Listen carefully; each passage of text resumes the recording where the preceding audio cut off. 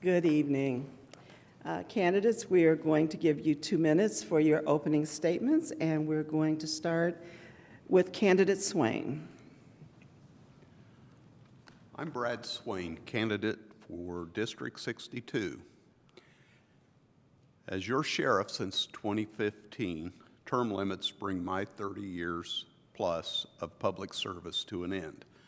I'm running now to continue serving as state representative. I grew up in Monroe County in Arlington, here on the west side, just outside Bloomington. I attended Fairview, Dyer, now Tri-North, and Bloomington High School North. After graduating high school, I worked sometimes 3 jobs, including driving a trash truck, a janitor at the Von Lee Theater. We never showed Rocky Horror Picture Show, fortunately. After driving a trash truck, attending college was about as remote as space travel to me. My older brother, John, joined the military to become a firefighter, and he was killed by a drunk driver at the end of a shift one night. Those benefits made it possible for me to attend Vincennes University. I returned to Monroe County, became a jail officer at the old jail, moved up to through the ranks to where I am now, your county sheriff, asking you to select me to be your representative. Thank you. That was a fast 2 minutes. Candidate Githens, your opening statement. Thank you. Good evening. It's nice to see all of you out here. I'm Penny Githens, a candidate for the Indiana House in District 62. I want to start by thanking Beverly and William for moderating tonight's event, and also I want to thank the 9th District Latino Caucus and the Monroe County Black Democratic Caucus. For those who don't know me, I'm a Monroe County Commissioner. I grew up in Richmond, Indiana, at a time when people of different political beliefs actually talked to one another, when there was a large network of state-sponsored hospitals to treat those with mental illness, when our public schools were better funded, and when a single wage earner could support a family. But it was also a time when there was a great divide between whites and non-whites. It was a time when those with disabilities were either pushed aside or kept at home. It was a time when too many women were denied financial independence. And it was a time when members of the LGBTQIA+ community stayed in the closet, fearing for their safety. While I want to return to better funding for public schools, better treatment for mental illness and substance use disorders, and better wages for workers, I also want to enact legislation that aligns with my values, like equal opportunity, equal treatment under the law, equal access to education and health care, and the creation of what I see as a fully integrated society. Thank you.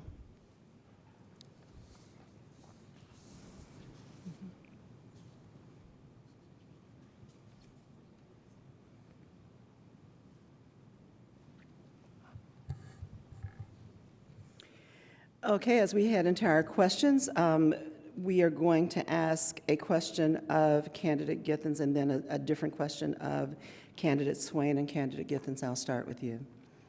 And then you'll be asked all the same questions, but to start with, they'll be different.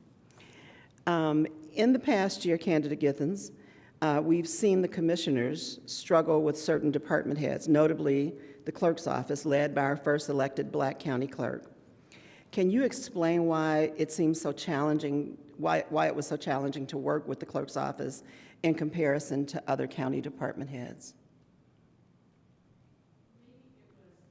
For me, it was about space that we didn't have, that we could make available to people. There's not real estate downtown that we can buy to move the existing probation office into. We also know, as others have said, that we don't have good space for a lot of our county employees. We're struggling. One of the things that we are trying to do right now is to acquire land for a new community corrections facility in which and we hope that that will make things much better. We are working very hard to correct those kinds of things. But we've also worked very hard, I think, to provide additional voting space for people. We've pushed our department heads, other department heads, very, very hard to make the new space at election operations. I personally like Clerk Brown. I like her a lot. I want to go have, well, I know she likes margaritas. I wouldn't mind having margaritas with her after this is over. So I am really sorry that the conflict existed. I hope that we're past that. It was never our intention, or my intention at least, to have conflict with her. I do admire the work that she does, and I hope that this election cycle will prove to be one of the best that we've had so far with this space that we're providing. And we know that this is not the end. This is temporary. Thank you. Candidate Swain, a different question. On April 17th, 2021, the Monroe County Sheriff's Department was involved in the fatal pursuit of Bloomington resident Malik Ali Malik, a black man. Despite efforts made by the local media who first requested body cam videos in April, local media did not receive access to redacted videos until months later at a fee of $75 per video for a total cost of $2,475 for the 33 videos available. How does this speak to your commitment to public service on your campaign website? I'm glad that question's asked of me as it was asked of the sheriff candidates, because I was trying to fit it in to clarify it. The fees are set by the legal department. We can charge up to $150. The redaction to do is very labor intensive with someone with that specialty. In this case, with numerous body cameras, to be shown, including a Ring doorbell camera, which really helped answer some questions people had. Hours and hours were necessary, so someone has to pay for that. When we realized that was getting exorbitant, Technical Services put that up on a YouTube channel, so anybody in the world with an interest could see it free of charge. We recently had an event where a person was arrested that had some national interest from last weekend. Once again, I talked with Angie Purdy as well as our legal department. Should we go ahead, if there's a numerous request, do the same thing? So that was the solution to that issue. Was we realized that would be exorbitant, and sometimes you just have to find an alternative. Okay, Candidate Swain, we've seen the struggles that Democrats have had over the last several years with the Republican supermajority. What skills will you bring that will help our community? Having grown up in Monroe County and working public safety for 36 years, which includes 13 years as treasurer of my rural fire department, I know a lot of the residents here and in Brown County. When working as a public servant, political affiliation is not considered. My time as sheriff has given me access and insight to some of the workings of the legislature. As sheriffs are communicating with senators and representatives daily when they're in session, we are respected by them for our knowledge and our political strength. We are usually the top vote getters in our counties. My public safety experience, especially my past 7 years as sheriff, will give me an expertise in which I hope as legislators come up with ideas that they will seek me out on my background and knowledge.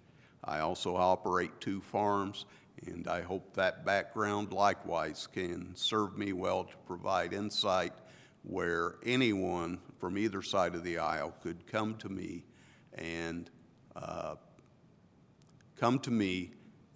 seek input from me. And if they don't come to me at times, I'm happy to call them out where they're misguided. Candidate Githens, same question. Recently, I was talking with a political observer in Indianapolis who said that former county commissioners make better state representatives than other individuals. We're accustomed to working with others to make decisions. We're accustomed to getting input from constituents and engaging in constituent service.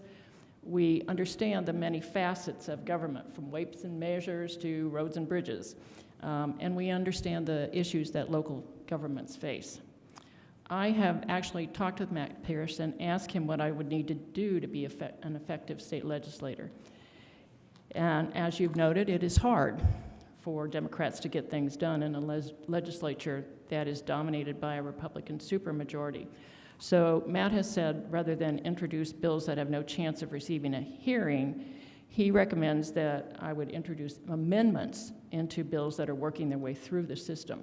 The amendments may or may not pass, but this forces people to vote on amendments, and that will spotlight who in the legislature stands for things like equality, pay equity, better pay for teachers, and Medicaid expansion. Years ago, I led the successful effort to have health insurance mandated for people with autism. I did this by reaching out to the local legislators and by connecting with allies across the state. It didn't pass the first time. It didn't matter. I kept going, right? You don't always pass things the first time. But I was also always prepared. I researched what happened in every state across this country, and I also prepared a fiscal impact study. And as many of you know, it's often not just inspiration that gets things done, it's perspiration. And I'll tell you, I'm ready to go and sweat for you. Thank you. Candidate Githens, the next question starts with you. If elected, what will you do to improve the quality of life for Black and brown residents? This is a really important question. I'm a strong proponent of pay equity, and on 2 different occasions, I've helped organize local programs on this issue. You all know that women on average earn only 83% of what their male counterparts make. But pay inequity is even greater for women of color. Black women earn 58 cents for every dollar that a man earns. Native American women earn 50 cents, and Latinos earn only 49 cents. That's just not fair. One way to make a difference is the enactment of a pay transparency law, which is being considered at the national level. But I say, why should we wait? Why not do it here? Next, we need to stop the school-to-prison pipeline, which disproportionately impacts individuals of color, especially Black males. Several years ago, I attended a lecture at Fairview Elementary called The Genius of the Black Child. The UCLA professor who gave the presentation pointed out the challenges many Black students face outside of school, which impacts their ability to concentrate, to do homework. So instead of punishing a student who falls asleep in class, let's figure out why that's happening. Instead of calling out a student who doesn't know the answer, let's figure out the supports that student needs to move forward. And we also need to shift the demographics of our teachers. Currently, white women make up 75% of teachers across America. So by offering targeted scholarships, student loan repayment bonuses, and better salaries, we should work to increase the number of Black and brown teachers in our classrooms as another way to disrupt that school-to-prison pipeline. There are other things I want to address: improving maternal-child health, decriminalizing marijuana, legislating renters' rights, insisting that individuals. Thank you.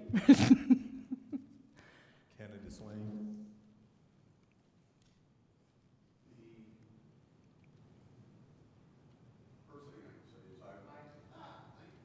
I adjusted it at direction of my wife, and then I didn't turn it on.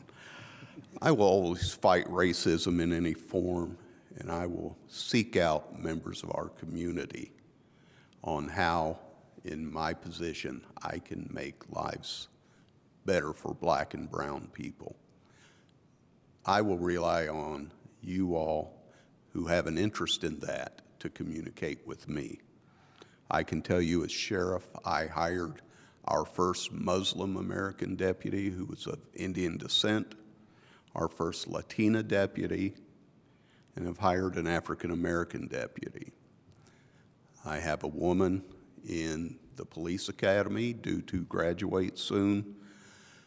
3 of my merit board members are African American, and that is just simply because they were the people we felt, between the people I select and the deputies select, were the ones we wanted to serve on the sheriff's merit board. My jail has several black and brown employees. Several of them are bilingual. Every year possible since I've been sheriff, I have been a sponsor of Fiesta del Otoño and have attended before and after COVID those festivals, and it's always a great public outreach. So I'll probably be running out of time, but I just want people to know I have an open door, and I will rely on the guidance of my community. All right, thank you. So you were here for the last panel when Mr. Hosea asked this question and asked the candidates to take it to the next level and put a little meat on it. So I am going to ask the same thing. And I'm going to start with candidate Swain. Do you believe Black Lives Matter? I do, every single one. When people respond, all lives matter, it means they didn't understand the question. It is, the light of the question is, are you paying attention to what is going on with black people? Do their lives matter to you? All lives matter is a conversation somewhere else, but it is not giving due respect to the question. I was a big brother twice, and I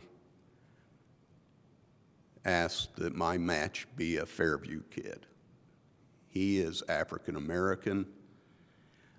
The deepest conversation, we fished, we did all kinds of things.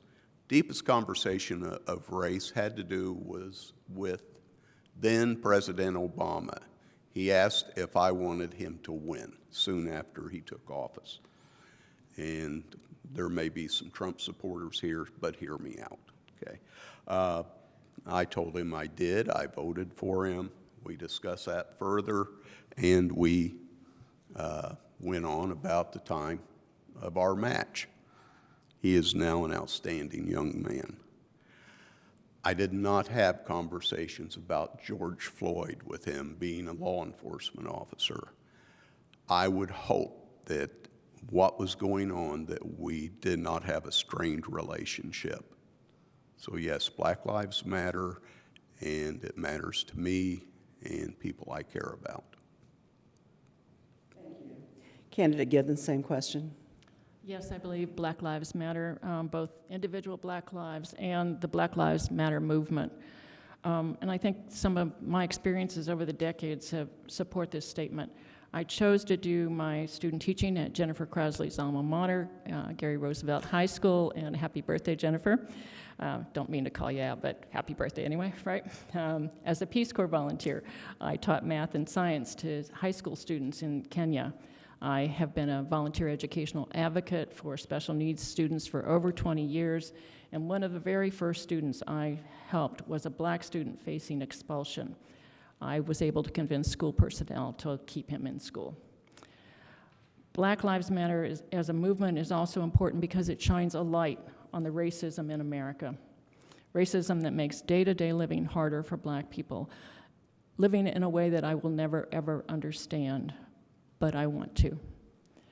Last week I celebrated when President Biden signed the law that Emmett Till Anti-Lynching Act, making it a federal hate crime. But I also cried because that law should have been in existence decades and decades ago. I cringed as I listened to the ugly ugly, untruthful statements some senators were making about Judge Ketanji Brown Jackson, and I eagerly await her confirmation to the Supreme Court. But at a personal level, I've been shaken up a little bit too. I've been trying to do more reading. I've been trying to go through additional trainings, and I know I'm still going to make missteps. And so I'm here tonight to say, please help me learn. Please challenge me. Please correct me. But I do want to move along the path to a better future for everyone. Thank you. Thank you, candidates. Nicole, do you want to go to closing statements? Okay. So please take 1 minute for your closing statements, and we'll start with, who did the last question? We'll start with candidate Githens. Thank you. Thank you both, William and Beverly, and thank you to Black Lives Matter. I'm sorry. Thinking too much about Black Lives Matter here. To the Monroe County Black Democratic Caucus and the 9th District Latino Caucus. Many of you will remember what Hillary Clinton said in Beijing in 1995. She said, women's rights are human rights, and human rights are women's rights. But during that same speech, she also said, if women are healthy and educated, their families will flourish. If women are free from violence, their families will flourish. If women have a chance to work and earn as full and equal partners in society, their families will flourish. I believe the same is true for people of color. If Black and brown members of our community are healthy and educated, if they are free from violence, and if they have a chance to work and earn as full and equal partners in our society, their families will flourish. As a state, thank you. Candidate Swain. I grew up on the near west side in a fatherless home in the 1960s when there was a stigma for my mother and my brothers and I. We had a lot of challenges, eating a borrowed potato from a neighbor in the dark because we had no electricity. My mother and the rest of us strive to continue forward. I now sit in the City Hall chambers asking you to elect me as state rep. My service is beyond just my paycheck. I've served in the Lions Club as a mentor to youth and philanthropy. I now ask you to vote for me to be your state rep. Thank you.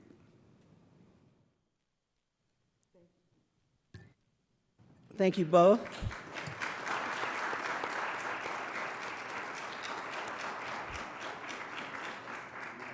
And now we'll hear some closing remarks from Nicole when they stop talking.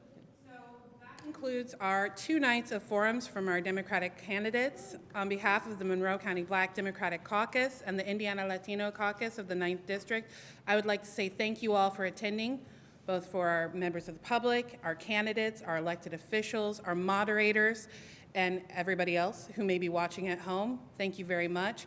I would like to remind all of you that there's a flyer out front which you can pick up and donate to the Latino Caucus and to the Monroe County Black Democratic Caucus. You all know me from showing up at events. I'm a big fan of giving money to people.